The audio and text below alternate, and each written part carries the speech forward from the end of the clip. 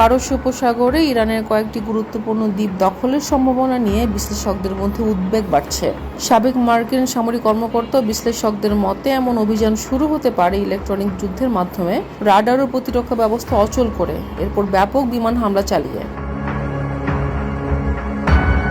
তবে স্থল অভিযানে নামলে মার্কিন মেরিন ও প্যারাট্রুপার্সরা বড় ঝুঁকিতে পড়তে পারেন, কারণ তাদের রসদ সরবরাহ ব্যবস্থা দুর্বল থাকবে এবং কৌশলগত লক্ষ্য স্পষ্ট নাও হতে পারে। সম্ভাব্য লক্ষ্য হিসেবে খার্ক, আবু মুসা ও কেশম দ্বীপের কথা বলা হচ্ছে। খার্ক দ্বীপ বিশেষভাবে গুরুত্বপূর্ণ কারণ এখান থেকে ইরানের অধিকাংশ তেল রপ্তানি হয়। কেশম দ্বীপ দখল সবচেয়ে কঠিন কারণ এত বড় আয়তন, ঘনবসতি এবং সুড়ঙ্গ ভিত্তিক প্রতিরক্ষা ব্যবস্থা রয়েছে। বিশ্লেষকদের মতে সমুদ্র পথের পরিবর্তে আকাশপথে হামলার সম্ভাবনাই বেশি। হেলিকপ্টার ও টিল্ট রোটর বিমান ব্যবহার করে সেনা নামানো হতে পারে, তবে তারা ড্রোন, ক্ষেপণাস্ত্র, গেরিলা হামলার মুখে পড়বে। ইরান মোজাইক ডিফেন্স কৌশলে বিকেন্দ্রীভূত প্রতিরক্ষা গড়ে তুলেছে, যা প্রতিরোধকে আরও জটিল করে তোলে।